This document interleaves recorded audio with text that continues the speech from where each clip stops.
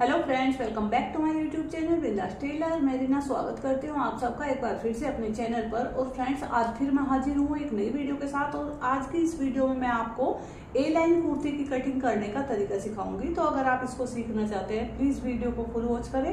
और अगर फर्स्ट बार मेरे चैनल पर विजिट कर रहे हैं तो चैनल को सब्सक्राइब करके बेल आइकन को प्रेस कर ले, ताकि सिलाई से रिलेटेड वीडियो जब भी मैं अपने चैनल पर अपलोड करूँ उसका नोटिफिकेशन आप तक सबसे पहले पहुंचे और आप मेरी वीडियो देख पाए। तो आपका ज्यादा टाइम ना लेते हुए फ्रेंड्स, चलिए शुरू करते हैं आज का वीडियो। तो फ्रेंड्स, कुर्ती की कटिंग करने के लिए ये देखिए, ये मेरे पास 2.25 मीटर फैब्रिक है। 2.25 से ये कुछ ज्यादा ही है। ये देखिए, ये इस तरफ कपड़े की लंबाई की साइड है और सामने की तरफ इसकी चौड़ाई है। ये देखिए, इसको मैंने, ये कॉटन का फैब्रिक है और जो नॉर्मली जो सूट आते हैं मार्केट्स में, ये देखिए ये वैसा ही फैब्रिक था। इसके नेक के ऊपर भी ये एम्ब्रॉयडरी वाला पैच था और नीचे बॉर्डर पर भी ये बॉर्डर पट्टी दी हुई थी। तो इसको मैंने खोल लिया है क्योंकि हम इसका यूज नहीं करेंगे अपनी कुर्ती में। तो अब ये मेरे पास प्लेन 2.25 मीटर फैब्रिक है। इसको मैंने वॉश कर लिया है और इसको लंबाई की साइड में मैंने डबल फोल्ड कर लिया है और रोंग साइड मैंने ऊपर की तरफ रखी है। ये देखिए फ्रेंड्स, अब मैं इस फैब्रिक को इस तरह से 4 फोल्ड करूंगी। तो हमें 4 फोल्ड की चौड़ाई कितनी रखनी है, जो भी आपका हिप का साइज हो।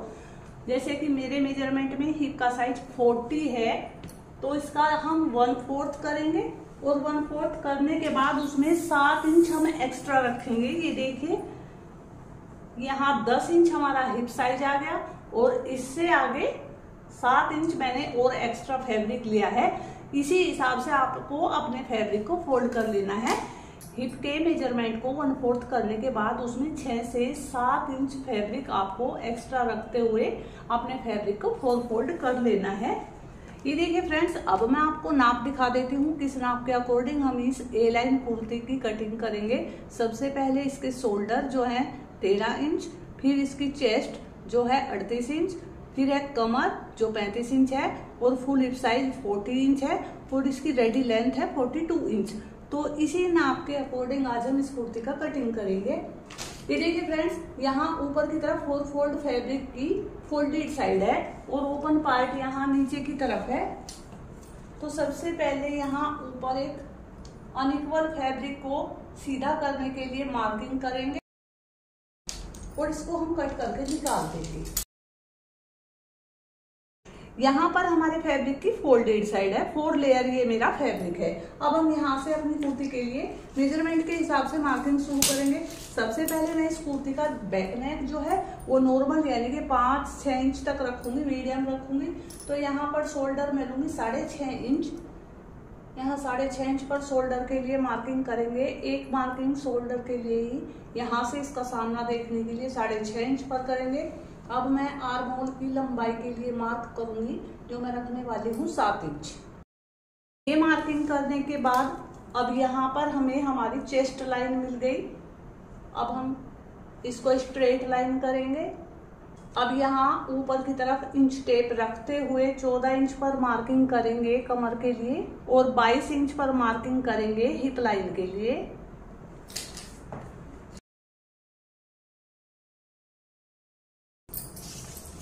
अब यहाँ ऊपर की तरफ शोल्डर लाइन पर इंच टेप को रखते हुए अपनी कुर्ती की रेडी लेंथ के लिए मार्किंग करेंगे। तैयार लंबाई में रखूंगी 42 इंच यानी कि 42 इंच और इससे आगे 2.5 से 3 इंच आप रखेंगे मार्जिन के लिए, जो कि मैंने 3 इंच पर मार्किंग की है। अब इन निशानों को भी हम स्ट्रेट करेंगे।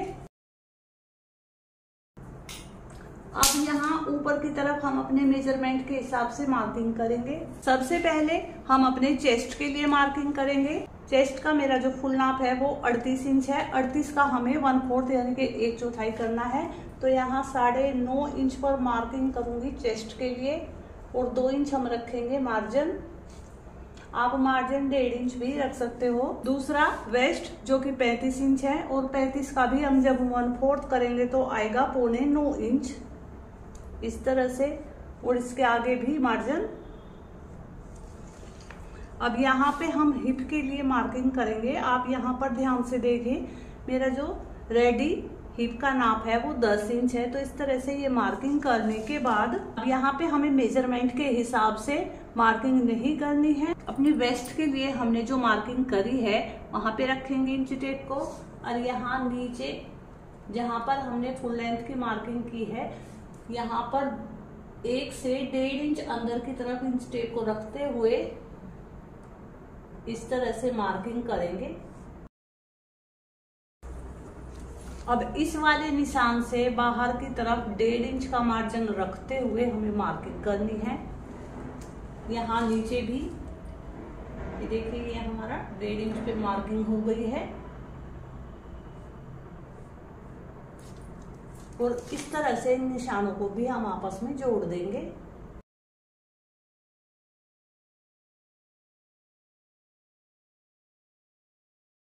अब यहाँ ऊपर की तरफ अपने बैक आर्म होल की गोलाई देने के लिए मार्क करेंगे।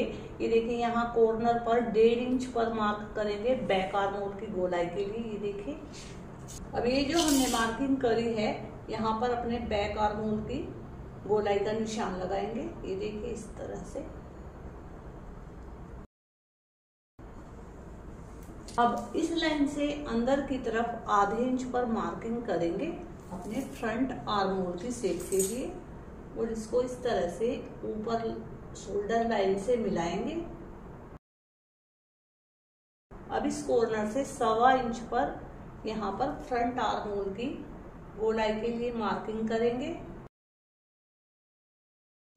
यहाँ आधा इंच पर शोल्डर डाउन करेंगे और नेक की विड्थ में रखूंगी 3 इंच। 3 इंच पर मार्क करने के बाद इसको इस तरह से तिरछा मैच करेंगे यहाँ तक।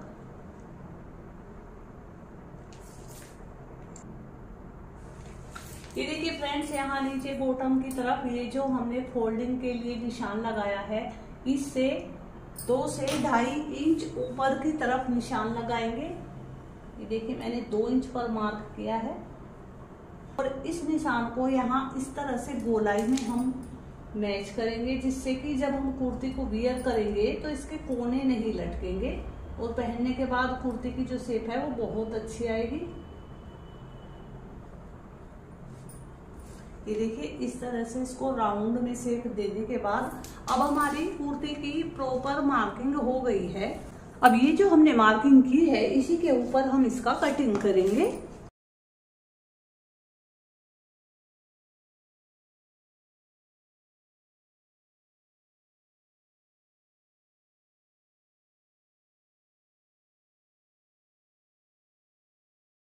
अब यहाँ पर एक सेंटर कट लगाएंगे। ये कट लगाने के बाद अब ये जो हमने शोल्डर डाउन किया है इसका कटिंग करेंगे।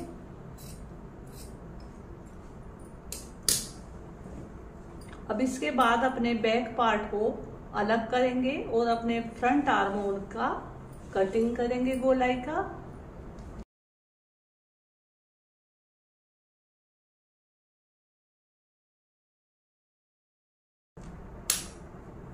ये देखिए फ्रेंड्स, ये हमारी कुर्ती की कटिंग हो गई है। ये देखिए फ्रेंड्स, अभी जो साइड में ऊपर की तरफ हमारा फैब्रिक बचा था इसमें से हम अपनी स्लीव की कटिंग करेंगे। ये देखिए फ्रेंड्स, ये 2 फोल्ड में फैब्रिक है, तो सबसे पहले ये जो जॉइंट है इसको हम स्टिच कर लेंगे क्योंकि हमारी स्लीव में जोड़ आएगा। ये देखिए, यहाँ से हमें इसको स्टिच करना है। ये देखिए फ्रेंड्स, हमारी कुर्ती की साइड से जो फैब्रिक बचा था इसमें मैंने जोड़ लगा लिया है और ये कन्नी वाली साइड थी, इस जोड़ को मैंने इस तरह से चीरते हुए इसके ऊपर आयरन कर लिया है। अब हम इसमें से स्लीव की कटिंग करेंगे। ये देखिए, ये जोड़ हमारा सेंटर पर आएगा, लेकिन ये प्रिंटेड फैब्रिक है तो हमारा जोड़ बिल्कुल भी इसमें नहीं दिखने वाला। इस तरह से डबल फोल्ड करेंगे फैब्रिक को। इस तरफ इसकी बंद साइड है और मेरी तरफ ओपन साइड है, और इसमें से मैं जो स्लीव बनाऊंगी वो एल्बो लेंथ तक हम स्लीव रेडी करेंगे। तो यहाँ पहले ऊपर की तरफ अनइक्वल फैब्रिक को इक्वल करना है, स्ट्रेट लाइन लगानी है।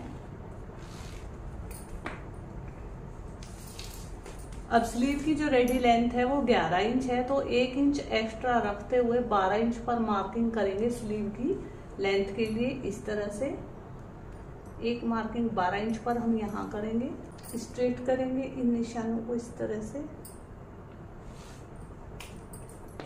अब यहाँ पर हम अपने स्लीव की बॉटम के लिए मार्किंग करेंगे 5.5 इंच और 2 इंच मैं इसमें मार्जिन रखूंगी, तो यहाँ 7.5 इंच। और यहाँ पर हम रखेंगे 10 इंच।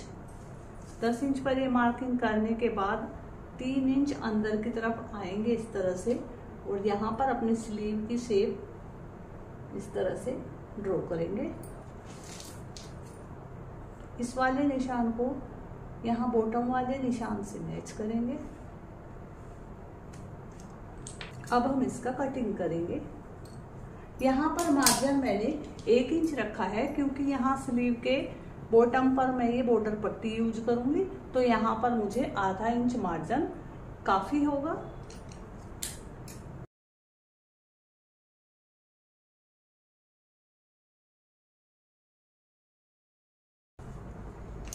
ये देखिए फ्रेंड्स, ये हमारी एक स्लीव कटिंग हुई है। अब ये जो आगे बचा हुआ फैब्रिक है ये काफी टेढ़ा है, तो हमें देखना है कि हमारी स्लीव इसमें से प्रॉपर आ जाएगी या नहीं। ये देखिए इस तरह से मिलाते हुए रखेंगे। ये देखिए ये हमारा नाप के हिसाब से बिल्कुल इक्वल है। तो अब हम अपनी दूसरी स्लीव का भी कटिंग कर लेंगे।